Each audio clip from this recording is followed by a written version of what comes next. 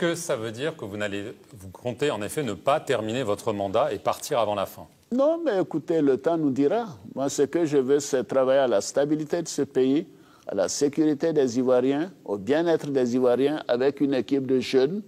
Et elle est constituée, mais il faut trouver un leader qui soit accepté par la majorité. Amadou Gon l'était. Maintenant, je travaillerai à trouver un jeune qui soit accepté par la majorité. Avant 2025. Et à partir de là. Mais le plus tôt possible en ce qui me concerne. Mais sûrement avant 2025. Non, je ne dis pas sûrement. Je ne dis pas sûrement, je dis le plus tôt possible. C'est-à-dire que vous n'excluez pas d'être à nouveau candidat en 2025? Ah non, non, écoutez, ça suffit comme ça. C'est un sacrifice que je fais. Pour moi, il me serait difficile, même impossible. Et j'espère que la Constitution va nous régler ce problème. L'élection d'Alassane Ouattara, président démocratiquement élu à la tête de Côte d'Ivoire. La France ne m'a pas installé. J'ai été élu démocratiquement. Alors il est évident que Laurent Gbagbo, quand il est arrivé à la présidence de la République en octobre 2000, n'était pas attendu véritablement à Paris. Et, tout était organisé par la France et l'objectif c'était de dépouiller Laurent Gbagbo de ses pouvoirs présidentiels et voilà, de l'écarter petit à petit du pouvoir. Le président de la Côte d'Ivoire s'appelle M. Alassane Ouattara. Et sinon, quelles étaient les relations entre Nicolas Sarkozy et Alassane Ouattara? Alors ils se connaissent depuis longtemps, ils ont travaillé ensemble quand Nicolas Sarkozy était ministre du budget et Alassane Ouattara était Premier ministre. Mais que représentait Laurent Gbagbo pour la France selon vous? Alors il était gênant, visiblement il gênait pour plusieurs raisons, parce qu'il a un profil complètement atypique, donc difficilement corruptible en tout cas par l'argent, et puis ayant des idées de relations d'égal à égal avec ses partenaires et en particulier la France. Voilà, et à partir de, on va dire, 2003, il a fait énormément de concessions aux intérêts français. Gênerait à hauteur de 3 millions de dollars, M. Chirac. Oui, il a voulu aussi revoir certains contrats. Une fois, il gênait et qu'il n'était pas question que pour la France officielle, qu'il reste là où il était. Gbagbo avait gagné les élections. Pas Ouattara. Pas Ouattara. Monsieur le Président, quand on écoute tout ceci, on a envie de dire, est-ce que ça ne remet pas en cause la légitimité même du président Alassane Dramane Ouattara? Parce que là, quand on écoute ça, on se dit, la France lui a donné le pouvoir, puisque on dit qu'il n'a pas gagné les élections présidentielles. Mais moi, il y a longtemps que je l'ai dit, il y a longtemps que je l'ai dit, je leur ai même proposé en 2011 de venir recompter les bulletins de vote. Et ils allaient voir la nature de certains bulletins de vote. À Bouaké, par exemple, qui était la capitale de la rébellion, les gens ont décidé de donner 100 000 voix de plus à Ouattara.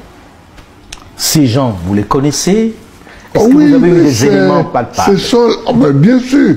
Et j'ai donné des documents à Roland Dumas et à l'autre avocat, la célèbre. Vergès? Et Vergès. Maître Vergès. Ouais, qui était venu me voir quand j'étais enfermé à Korogo. Ils sont partis avec des documents. Et bon, maintenant les deux sont décédés, mais ils en ont parlé sur les chaînes de télévision, des télévisions françaises. Mais en fait, votre sort était scellé. Ah ben bien sûr, je pense que les Français se sont dit surpris par mon arrivée en 2000 au pouvoir. Donc ils ne voulaient plus être surpris. Ils ne voulaient plus être surpris, ils ont géré ça à leur manière. Voilà. Bété, Baoulé, Agni, Sénufo, Woroduguka, Kabaduguka, Wosoduguka. Ici quoi, on va bouler tout ça là. Et tu comprends? Voilà, c'est les Ivoiriens qui comptent. Tu comprends? On est Ivoirien, on ne devient pas Ivoirien. On est Ivoirien, on est Ivoirien. On ne devient pas Ivoirien. Par la nouvelle technologie, on peut devenir Ivoirien par la nouvelle technologie. La technologie a développé. Si Sarkozy est en train de représenter la Côte d'Ivoire, C'est que là, c'est la nouvelle technologie. Tu comprends? Il n'est pas né ivoirien, mais il est devenu ivoirien par la nouvelle technologie. S'il devient ivoirien par la nouvelle technologie, faut pas prendre ta place, faut rester à ta place. Parce que quand nous, les Ivoiriens, on voit tout le monde, hein, on regarde tout le monde. Tu comprends, non? On n'est pas xénophobe, on n'est pas raciste, on n'est pas quoi. Si tu es né ivoirien, tu as le droit de respecter cette Côte d'Ivoire quand c'est ta terre. Mais si tu deviens ivoirien par la nouvelle technologie, tu as tout le droit aussi de respecter les Ivoiriens. Parce qu'avant que les colons vont arriver en Côte d'Ivoire ici, on vivait d'un peuple. Un peuple, les ethnies, chaque ethnie était dans son couloir. Voilà, on se faisait les transferts d'argent, les commerces entre nous. On vivait dans l'harmonie africaine. Mais les Blancs sont arrivés. Ils nous ont mis dans l'esclavage. Après l'esclavage, maintenant, ils nous ont mis ensemble qu'on a qu'à devenir un pays. Un pays, maintenant, on a consulté chaque ethnie. Baoulé, mettez-vous ici. Sénifo, mettez-vous ici. Gouro, mettez-vous ici. Yacouba, mettez-vous ici. Chaque ethnie de Côte d'Ivoire, presque les 61. Les Ourodouba, mettez-vous ici. Bon, à partir d'aujourd'hui, on s'appelle les Ivoiriens. On est devenu un peuple, un seul pays, qu'on appelle ce pays qu'est la Côte d'Ivoire. Mais si c'est par nouvelle technologie, quand tu es devenu ivoirien, tu as tout le droit de respecter les ethnies de Côte d'Ivoire. Chez les Sénifo, chez nous les Sénifo, il y a le poro. Il y a le poro. Chez les Ourodouka, il y a le dos. Est-ce que tu comprends? Les Odjeneka aussi, ils ont leurs coutumes. Chaque peuple de Côte d'Ivoire a une coutume sacrée. C'est parce que le ministre le ministre de la civilisation, ce qu'on appelle misère ivoirienne là, c'est parce qu'on ne fout rien de bon là-bas. Normalement, depuis la colonisation, on doit prendre nos ethnies là. Chaque culture ivoirienne doit mettre sa culture en valeur. Chaque peuple ivoirien, les dirigeants ivoiriens devraient s'asseoir pour bien réfléchir, mettre un ethnie en place, pouvoir respecter en Côte d'Ivoire ici. À part la langue française, la langue occidentale, quelle est la langue africaine ivoirienne qu'on allait parler? Soit on choisit le Djoula n'est pas bon, mais Djoula n'est pas ethnie. Soit on choisit le Sénifo, soit on choisit le Baoulé, soit on choisit Agni, soit on choisit le Gouro, le Yacouba, le Bété. Tout ça là c'est bon. Ou bien le Koyara, tout ça là c'est bon. C'est une ethnie de la Côte d'Ivoire. Puisque les dirigeants ivoiriens n'ont pas réfléchi à ça grâce à la jalousie. Ils n'ont pas eu ces idées-là. Aujourd'hui, par la nouvelle technologie, quelqu'un va venir s'arrêter pour dire que nous n'avons pas besoin des Sénifo. Nous n'avons pas besoin de Baoulé, nous n'avons pas besoin de Bété, nous n'avons pas besoin de Ourodouka pour être ivoirien.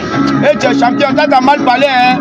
En Côte d'Ivoire, il faut respecter les Sénifo d'abord. Il faut respecter le Sénifo d'abord. Ni sans prétendre, il faut dire qu'on a fait un miracle, nous on a devenu un dirigeant dans le pays là. Je te le jure, on régler Côte d'Ivoire. Hein.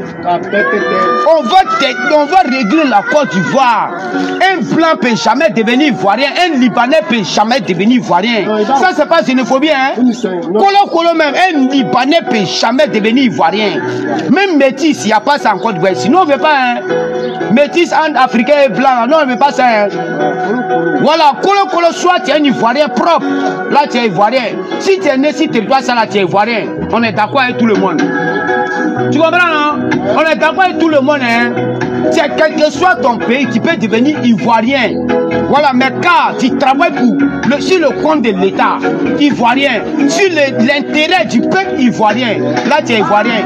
Voilà, mais il ne faut pas saboter les ethnies, hein?